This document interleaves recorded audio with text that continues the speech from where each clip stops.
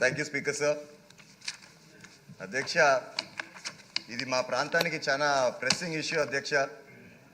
దాదాపు 25 ఏళ్ల కిందట ఎప్పుడైతే మా సాగునీరు ఎండిపోయి తాగునీరు కరువైన రోజుల్లో వినూత్నంగా ఆలోచించి రా మెటీరియల్ సమీపంలో లేకపోయినా కూడా వందల కిలోమీటర్లని తరలించి చిన్న తరహా గ్రనైట్ ఫ్యాక్టరీలు మళ్ళా నల్లబండల పరిశ్రమలు ఏర్పరచుకున్నారు అధ్యక్ష.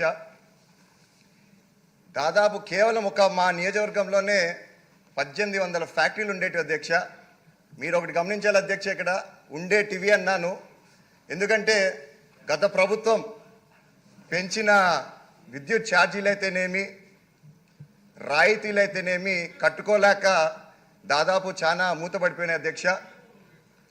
ఈ ఫ్యాక్టరీలలో ఎంత కాదన్నా ఒక నియోజకవర్గం మా తాడిపత్రిలోనే దాదాపు 30,000 నుంచి 40,000 మంది ఉపాధి కల్పించేవాళ్ళు అధ్యక్ష.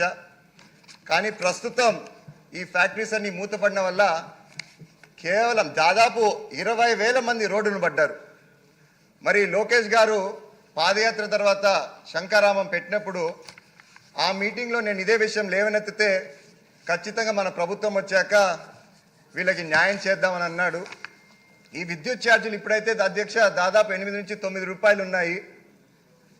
నేనేమని కోరుతున్నానంటే ఒకే ఒక పంట పండే మా రాష్ట్రానికి మా ప్రాంతానికి ఈ విద్యుత్ ఛార్జీలు ఏవైతే 8 నుంచి 9 రూపాయలు ఉన్నాయో 2 రూపాయలు చేసి రాయితీలు తగ్గించారంటే మాకు కనీసం 2 పూటల భోజనమైనా దొరుకుతుందని చెప్పి ఆశిస్తున్నాం అధ్యక్ష.